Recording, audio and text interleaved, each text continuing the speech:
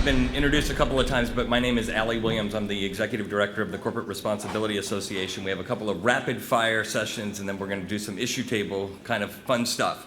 The next session is entitled Everything Old is New Again. We're reimagining philanthropy at age 66. Carolyn Roan, Vice President of Corporate Responsibility at Pfizer, is with us today, and she'll discuss the company's partnership with some of the world's most productive philanthropic efforts in its journey to recognition as an incubator of social entrepreneurship. Please help me welcome Carolyn Roan.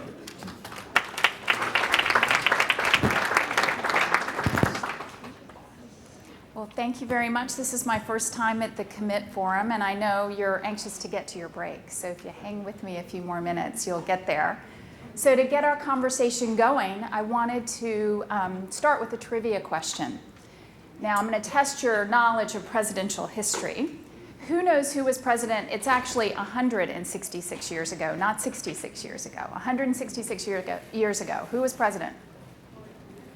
Any takers? Okay, I'm going to give you a couple of hints. His picture is right here.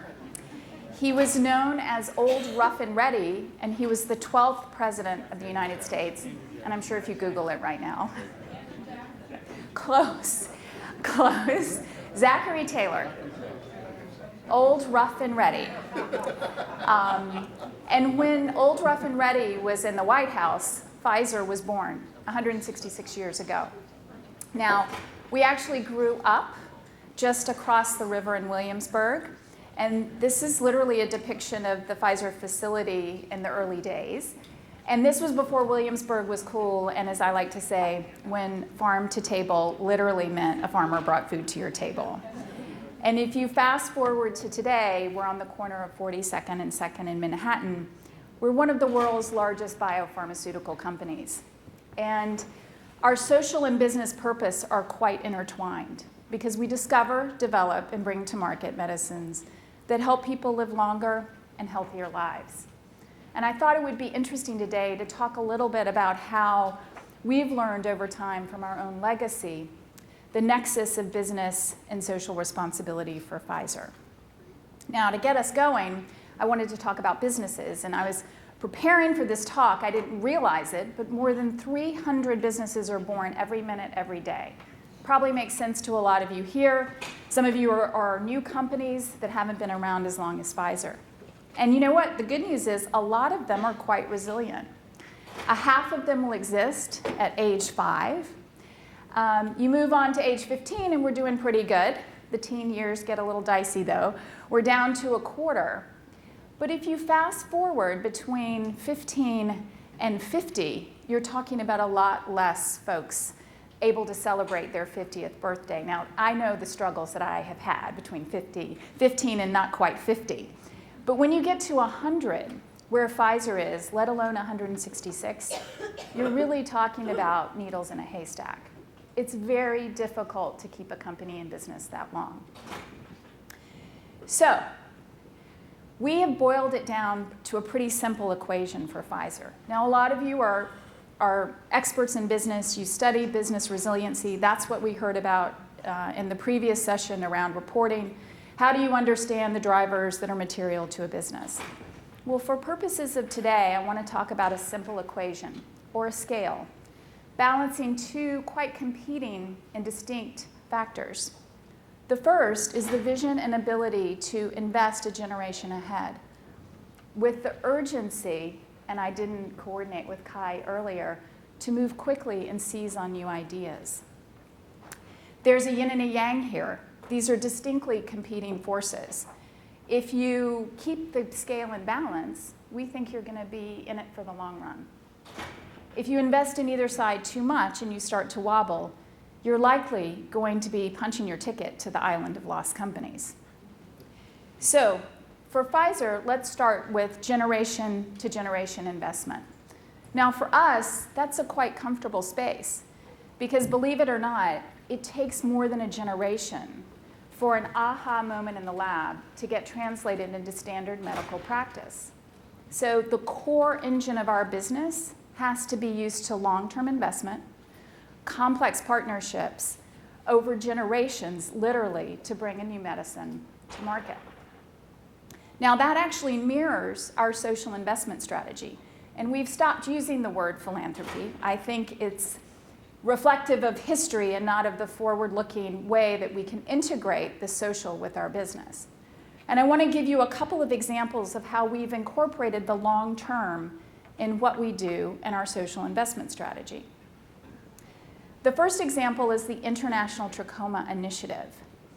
Now, this program was designed and developed back in 1998.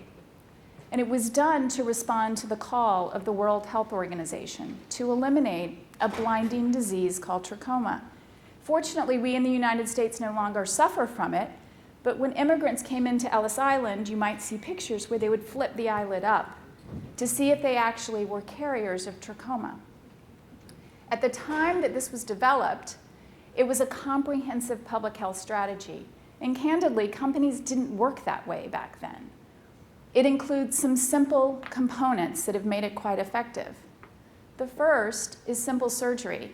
This surgery is for the advanced cases. The eyelid actually turns in. And this surgery can be done anywhere, literally under a tree, by healthcare workers. The second component is antibiotics, and that's where Pfizer comes in. We have an oral antibiotic, many of you may have taken it, called Zithromax. It's quite powerful, and it treats active infection so that people don't continue to spread it. The other components include access to hygiene, and this is critically important. In this case, latrines. And of course, clean water. Many of you know the importance of clean water in preventing the spread of disease. So the tenets of this program actually mirror what you saw in our lab, right? We've set a long-term goal and a vision. We work collaboratively. We've kept our commitments to this program. And in this case, all of us, more than 30 partners and more than 20 governments, have stayed committed with our eyes on the prize. And that prize is to eliminate a disease by the year 2020. And not that many diseases have been eliminated in the world. And we're well on our way to achieving that. Now, for a lot of you out there who are somewhat skeptical of large corporations, most of you will say, well, that's probably a signature initiative. Michael Porter talks about signature initiatives. Every company has one. They go out and they talk about it. And that's true. The ITI has become a signature initiative, and it's a major commitment by the company. But point of fact, it's more of a rule than an exception to how we take on global health challenges. And I want to run through a couple of other examples. The Global Health Fellows Program, it's in year 12, 350,000 hours of volunteer service on the front lines of disease.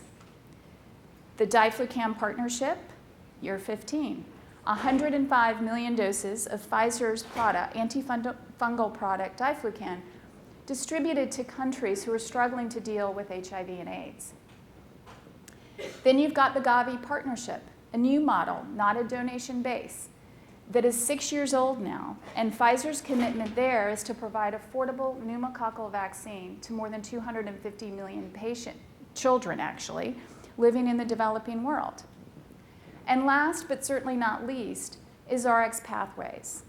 Now, this program was designed more than 25 years ago here in the United States to address the affordability issues that patients face with purchasing their pharmaceutical products. It's still here today, and we still help more than 350,000 patients each year get access to medicines. Now, I think you begin to see it. We've made big commitments in all of these. These are long-term games. In order to make successful inroads into some of the intractable health issues that we face globally, you have to make a long-term commitment. Now, this brings us to the other side. So how do we deal with the fact that a lot of people think Pfizer, old company, not doing that much innovative work, when it's really the engine of our business, which is scientific innovation? Now, we've had to rethink how we do our science because we know that that progression of science is happening outside of our labs. We've had to be able to identify through partners new opportunities, seize on those quickly, and invest heavily when we think they have great value to bring to patients. We've also had to do that on our philanthropic side or with our social investments. And in that spirit, in 2013, we launched a new grants program that's designed to capture those ideas, to invest in them, and to bring that pilot to bear on programs that we think have great benefit for the patients that are living at the bottom of the pyramid. I want to talk about two of the levers that we have sort of drawn our interest and our investment with this particular grants program. The first one is diagnostics, and I think all of you understand that if you aren't diagnosed, you can't receive treatments. So Pfizer has invested in a startup in India that actually has created a portable breast cancer screening device. And this is absolutely critical because, believe it or not, 60% of cases of cancer in the future will be in developing countries. And those countries don't have the same capabilities from a diagnostic perspective that we do here in the United States. So a portable device like this can be so meaningful to a woman who is very far from a major national referral hospital. That's just one example. Now, the second, and you may wonder why I'm showing you this picture as I start out, is around financing. And financing is certainly a topic of conversation here in the United States today about healthcare, because you do need money to pay for quality healthcare. Now, what does this picture with two women and mobile phones have to do with that? Well, it shows you that we're reimagining platforms for Pfizer.